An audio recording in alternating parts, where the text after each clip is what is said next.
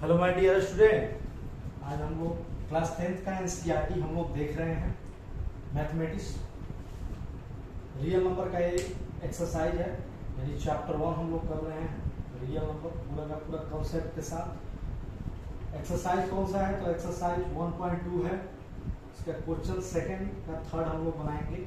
यानी इससे पहले हम लोग 1 और 2 बनाए हुए थे। इसमें हम लोग देखे हुए थे काफ़ी सारे कैलकुलेशन है, कैलकुलेशन होते हैं और मैं आप लोगों को बता रहा हूँ कि कैसे कैलकुलेशन को थोड़ा इजी करते हैं। तो क्वेश्चन है कि product of two numbers equal to HCF गुने एलसीएम। ये दिखाना है, प्रूव करना है, यानी सिद्ध करना है कि दो संख्याओं का गुणनफल जो होता है एचसीएफ गुने एलसीएम के बराबर होता है, इसको दिखाना है। तो देखिए ऑलवेज क्या होता है, जो दो संख्या दिया जाता है उसका अगर एचसीएफ और एलसीएम निकालते हैं और उसको मल्टीप्लाई करते हैं और जो संख्या दिया गया है फिर उसको मल्टीप्लाई करते हैं, तो ये हमेशा देखा जाता है, कंपेरिजन किया जाता है, तुलना किया जाता है कि हमेशा ये बराबर आता है, हमेशा बराबर आता है। अगर आप एक करके देखते हैं, अगर बराबर नहीं आता है तो कहीं ना कहीं आपका एचसीएफ में या तो प्रॉब्लम हुआ है, नहीं तो एलसीएम में आप प्रॉब्लम किए हैं। लेकिन दो संख्या जो दिए गए इसका तो मल्टीप्लाई हमेशा क्या होता है, हमेशा सही होता है। तो कैलकुलेशन को हम लोग देख रहे हैं, कैलकुलेशन सीख रहे हैं, कैसे कैलकुलेशन को इजी करते हैं। देखिए क्लास 5 से लेके क्लास 10 तक आपका क्या है, पूरा का पूरा कैलकुलेशन बेस्ड मैथमेटिक्स है, पूरा कैलकुलेशन है। तो आइए हम इसको सॉल्व करते हैं और एक क्वेश्चन में पूरा का पूरा हम लोग कॉन्सेप्ट सीखते हैं। तो इसको हम लोग किस मेथड से करते हैं, तो हम लोग डिवीजन मेथड से निकालते हैं इसको। To find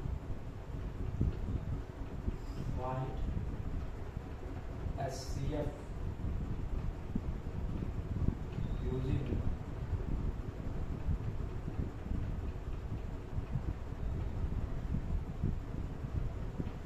division method. और हिंदी मीडियम वाले के लिए भी इधर लिख देते हैं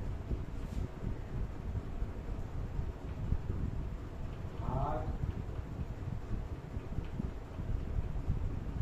भाग विधि द्वारा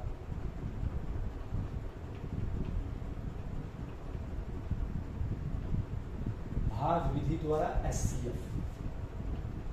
ठीक है। अब देखिए यहाँ पे 54 है, तो 54 में हम लोग क्या करते हैं, 336 है और क्या है 54 है, 336 एंड 54 है। तो अब हम क्या करते हैं, इसको हम लोग मानते हैं, क्या मानते हैं, इसको भाजक मानते हैं, जिसको हम लोग डिवाइजर कहते हैं। और 336 यानी 336 को हम लोग क्या करते हैं, डिविडेंड करते हैं, जिसको हम लोग हिंदी में कहते हैं भाज्य कहते हैं। ओके, तो 54 में 336 से भाग करेंगे तो आपको कितना टाइम्स में आ जाएगा, तो आप देखिएगा तो 6 टाइम्स में, यानी 6 टाइम्स में हो जाएगा 324। 54 छक 324 होता है। अब आप घटाइएगा 336 में से 324 को, तो हो जाएगा 12। अब इस 12 में 54 से भाग करते हैं, यानी 12 चौका 48, 4 बार में। अब 54 में से 48 को घटाते हैं तो कितना आ जाएगा, 6 आ जाएगा। कितना आ जाएगा, 6 आ जाएगा। अब 6 में क्या करते हैं हम लोग, 12 से इस 12 से भाग करते हैं तो हो जाएगा 6 दूनी के 12, कट गया। यानी देखिए जब रिमाइंडर हमारा यानी नीचे कट जाए तो हमारा एचसीएफ यहाँ निकल जाएगा। तो ये हमारा एचसीएफ है, यानी एचसीएफ कितना हो गया है, एचसीएफ बराबर 6। अब हम लोग इसका एलसीएम निकालते हैं, एलसीएम हम लोग इसका निकालते हैं। इसका हम लोग क्या करेंगे, एलसीएम निकालेंगे। तो 336 54 दो बार में आएगा कितना, 168। 168 गुना 336, 27 गुना 54, 3 से कट जाएगा ये, इसका फैक्टर निकलेगा, यानी गुणनफल क्षेत्र का 18 और 56, और ये हो जाएगा 9 × 27। अब यहाँ 2 से करते हैं तो 28 गुना 56, 9 ऐसे उतर जाएगा। फिर यहाँ 2 से करते हैं तो 14 गुना 28, फिर यहाँ 9 ऐसे उतर जाएगा।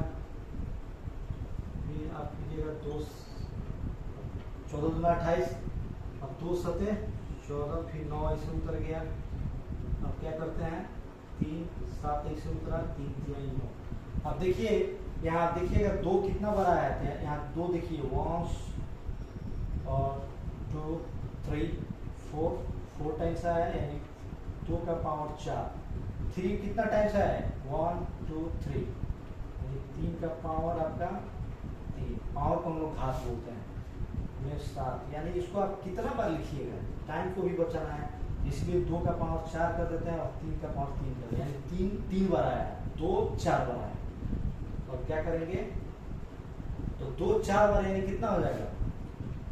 16, 2 दूना 4, 4 दूना 8 दूना 16। 3 कितना बार? 3 बार, यानी 3 का क्यूब कितना होता है? 27 होता है। ठीक है, अब हम लोग गुना करना सीखेंगे एक स्टेप में।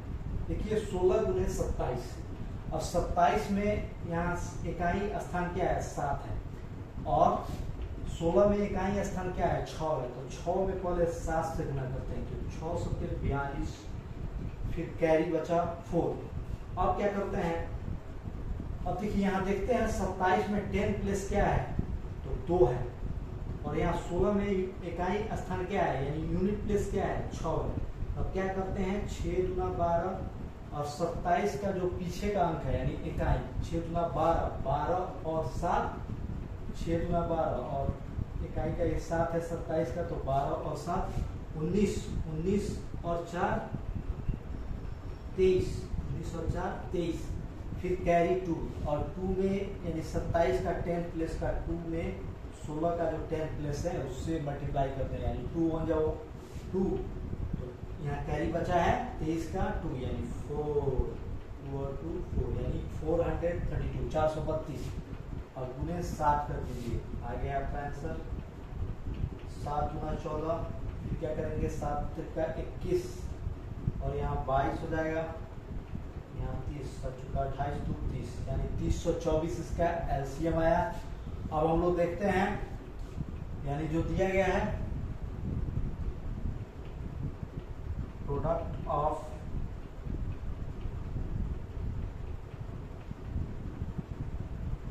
टू नंबर, यानी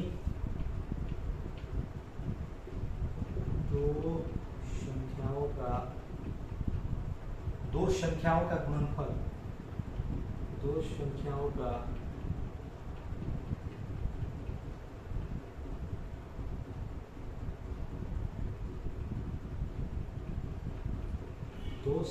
का हम लोग देखते हैं दो संख्याओं का गुणनफल तो क्या है। अब देखिए कितना है, तो 336 है और कितना है 54 है,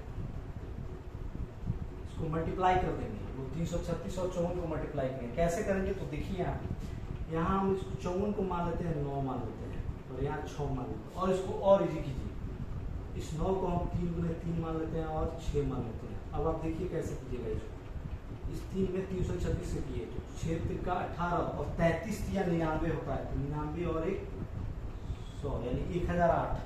अब 1008 में फिर 3 से कर दीजिए, तो कितना हो गया, इस 3 से तो कितना हो जाएगा, 8 का 24, 8 का ये हो जाएगा 8 का 24, और ये हो जाएगा आपका 30।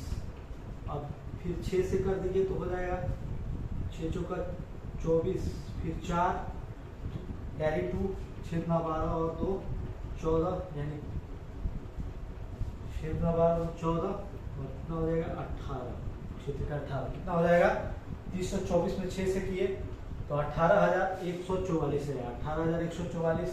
अब आप देखिएगा एलसीएम गुने एचसीएफ करके, तो एलसीएम गुने एचसीएफ करके हम लोग देखेंगे कितना आया। एलसीएम कितना है 324 इंटू 6, एचसीएफ है तो हो गया कितना, ये आ जाएगा 324 छक होता है 18,144, यानी अब क्या लिखेंगे, so the product of two number equal to LCM गुने एचसीएफ, यानी क्या हो गया, वेरीफाई। ठीक है, अब हिंदी में आप लिख दीजिएगा दो संख्याओं का गुणनफल बराबर HCF गुणे LCM। हिंदी में कैसे लिखिएगा, तो दो संख्याओं का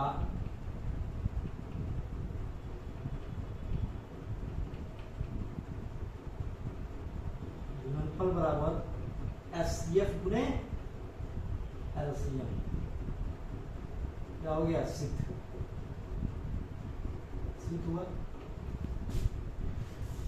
चलिए ऐसे ही हम कैलकुलेशन को इजी बनाएंगे। आई होप आप समझ गए होंगे। अब हम नेक्स्ट हम लोग लेके आएंगे एक्सरसाइज 1.2 का तीसरा क्वेश्चन लेके आएंगे और उसको भी सॉल्व करेंगे, और एक एक करके हम सारे क्वेश्चन एनसीईआरटी का जो मैथ है इसको कराएंगे। तो ज्यादा से ज्यादा क्या करें, मेरे पेज को लाइक करें और सब्सक्राइब करें। चलिए थैंक यू, इसको देखिए।